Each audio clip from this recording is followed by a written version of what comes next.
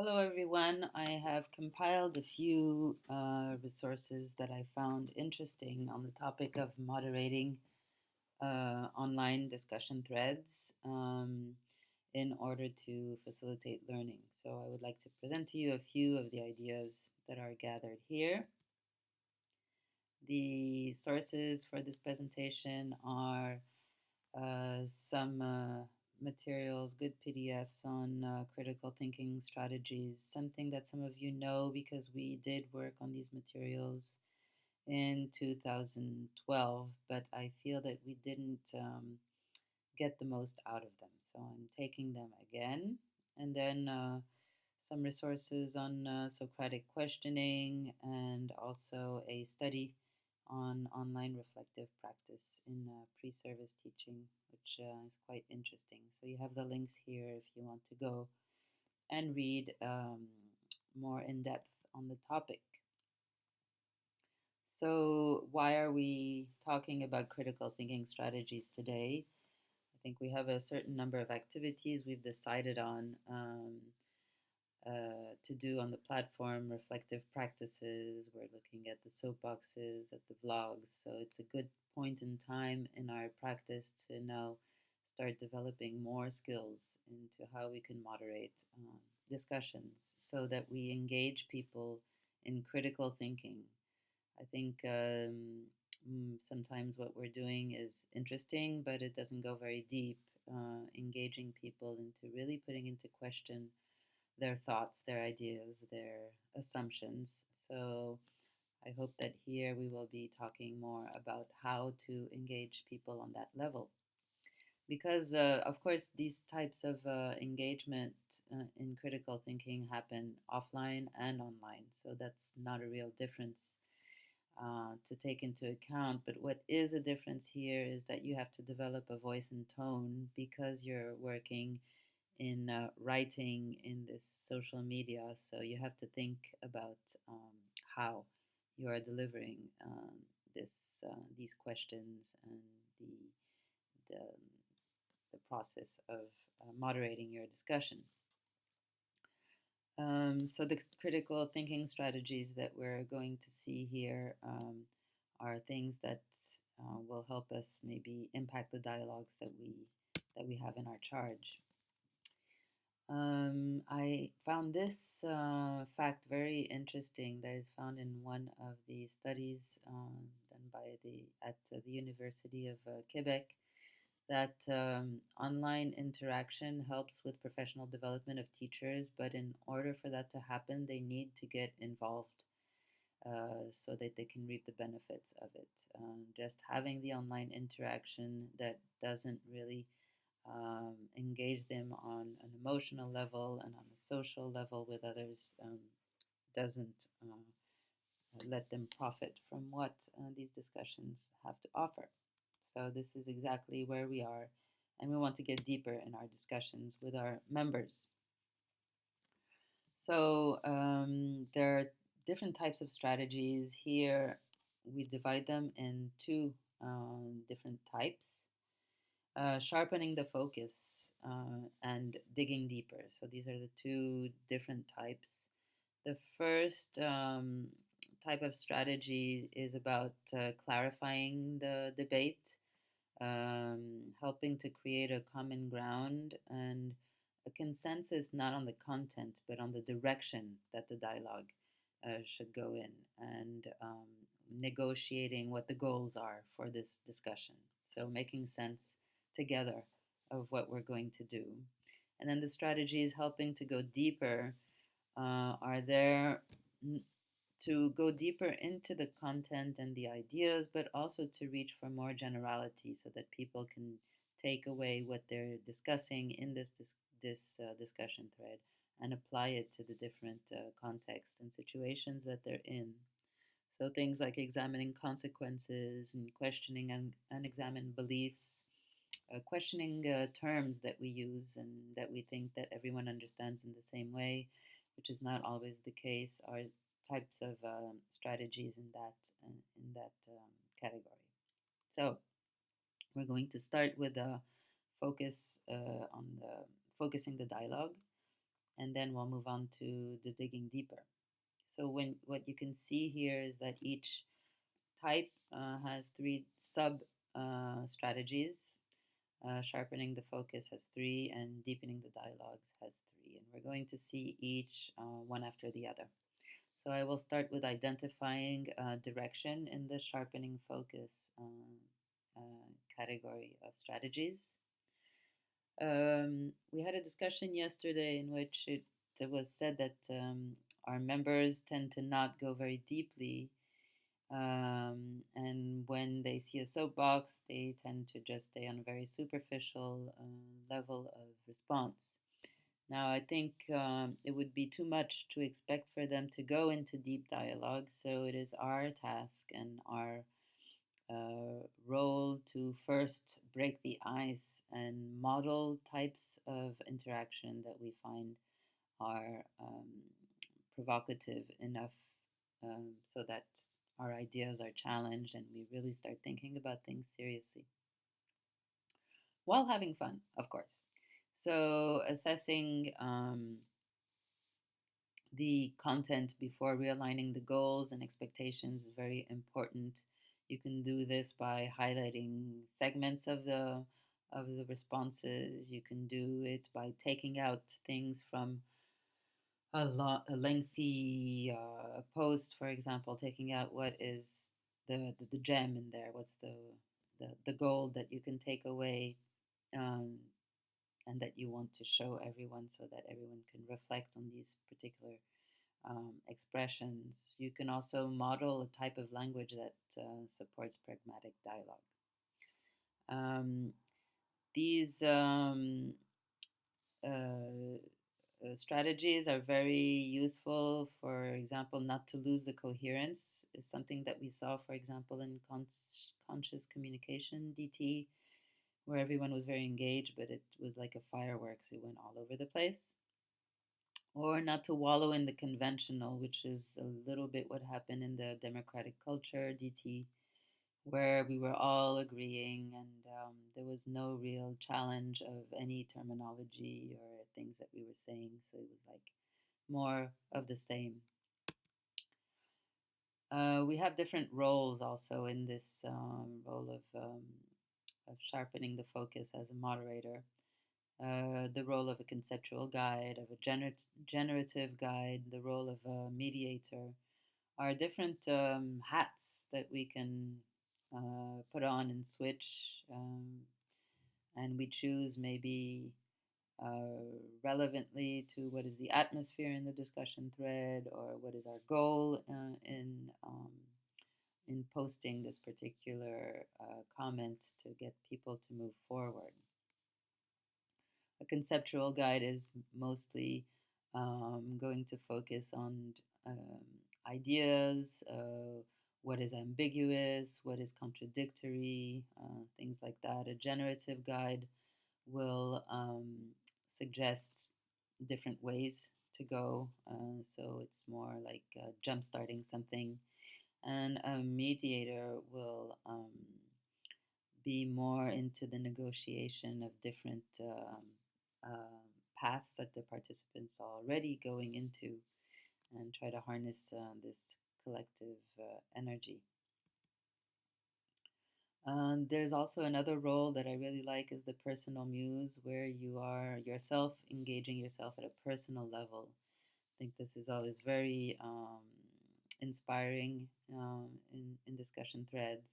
And I posted here one example because I found this post very well done. Someone here is modeling, putting into question own assumptions. And I think if we show the thought process that we go into, sometimes we jumpstart the same type of thought processes in the readers. So I find this role very interesting. I'll let you read the detail on your own when you go back to this PowerPoint. Identifying the direction of a dialogue is one of the first strategies of sharpening the focus. So this is very straightforward and easy to understand. This is where you set the expectations, you set the type of vocabulary we're going to use. Might be a good thing to ask people to be concise in their postings because long posts are difficult to read and take too much time. So, what are the common concerns? What are our goals, etc. Um, the second strategy is sorting ideas with relevance in mind. Very useful when you're starting dialogue. After you have two or three posts, usually sorting ideas will help staying within the focus of the discussion and not going all over the place. You should model it probably by responding to different comments. As you can see, the example to the right, participant 1 says this, participant 2 asks this, participant 3 sees himself as, and then you um, allow, people to get a step back from these very personal posts to ask themselves a question that is relevant to the topic. For example, in the example here, we have three very different takes on this topic. What do you think? Where are you at, for example, within these within this spectrum? Um, Then we have focusing on 3 points, which is the third strategy for sharpening the focus. Here you're going to make choices. It's about putting forth some key contributions. So when you're doing this, of course, you are um, really influencing the direction of the dialogue. Um, you can make lists here, for example, of different key contributions that were important. Using citations is very useful when you're developing this type of strategy. Paraphrasing is extremely important so that you can, especially in our environment where people have different language skills, your paraphrasing will help um, to make these ideas more clear for everyone to use. So when you're focusing on the key points, you're not bringing anything new. You're taking things from the dialogue to show them in a clearer way. Okay, so um, I think these are the strategies that are most useful in the beginning of a dialogue, and of course, as the dialogue continues, even in mature dialogue, sometimes you will need to sharpen the focus or get people back on track to the real topic, to the central topic. Digressions are good, but you have to be able to manage them. So here now we go into the deepening of the dialogue. What you want is to keep a forward momentum. So you're posting here in the idea of, okay, now that we have achieved this, what do we do next? Um, so people, this is quite important. And it requires a bit more than the sharpening the focus strategies that we've been talking about before. Dialogue progresses mostly because participants um, feel that there are some areas that they're exploring that are intriguing, or ideas that have implications that they don't completely understand or are discovering as they're talking. So this forward momentum requires quite a bit of intervention on your part to highlight the tensions between different concepts, for example, or to debunk the assumptions that are behind, or maybe to give some new sources so that you have more multi perspectivity. Okay, so basically, all these strategies are to jumpstart um, reflections on assumptions, values, and to create some uncertainty so that the dialogue the discussion is more interesting. So, first, you have full spectrum questioning. Of course, we have a tendency to use the W questions: who, what, when, where, why. These are good probably for journalists, and but here we need more. In full spectrum questioning, we are much closer to Socratic questioning, and here you have some 5 categories that are proposed. So, what questions? Questions for clarifying, exploring our assumptions, questions that identify cause and effect, and questions that plan a course of action. So, here what I did is I posted a few of these questions, um, examples to this, and I hope that this will help you when you're in a discussion to go back maybe to this resource, and it'll give you ideas on how you can launch full spectrum questioning with the participants. Making connections is also very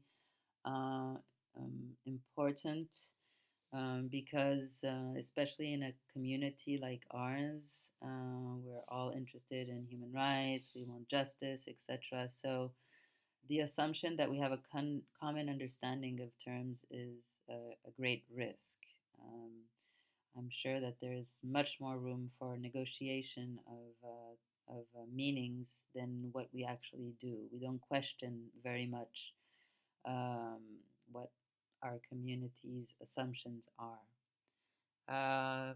This is also where you can clarify terms, tease apart ideas that seem to be linked, but the link between the ideas isn't questioned, for example, or maybe sometimes reframing something that is implicit. So basically, you're trying to break the mold of convention here, um, by modeling more challenging posts, and maybe trying to bring people outside of their comfort zone. And then the last one is honoring multiple perspectives. I think this we tend to do already quite well. It is bringing something new, still maintaining a forward momentum. This is always what we're trying to do with the deepening the dialogue, but bringing contradictory um, or bringing in new things of areas that have not been explored by participants in their comments, for example. Okay, so we have strategies here. We have examples. What I we saw in the full spectrum questioning is that a lot of them were what we call Socratic questioning, which is important because Socratic questioning provides the opportunity to think critically and creatively, and to express your own thoughts in your own words, and to explore the issues in depth with others. So if we take these, I went to a few sites, and there are many, many sites on Socratic questioning, and made this resource for you: clarification, implication, consequences, reason and evidence, viewpoint questions, and assumption probes. And here you will see the types of questions that correspond to each category of questioning. And of course, when you are posting, you're going from one to the other. There is no sequencing here. Of course, everything is linked. The last slide here I wanted to show you, I'm keeping this under 20 minutes, so I have one more minute to talk to you about this. This is a very interesting resource, I think, because it shows everything that we can achieve in online interaction for reflective practice, the cognitive engagement that we can realize within the discussions, and the feeling of satisfaction that people will have by participating will give us the possibility to actually create the conditions for them to learn through these discussions. And so here you have individual reflective functions and group functions, and I kind of like the way they show us the social and psycho emotional functions of our online interaction. So, this is what I have to propose to you. What I would like to suggest is that we now in Kaizen um, go to different spaces and different discussions that we have on the platform and start practicing with the resource you have here. I think it would be very interesting to do some live moderation and then go back to Kaizen and discuss why we put this post and look together what the reactions are. And so we would be learning by doing together. I will be back in Kaizen. Thank you for your attention.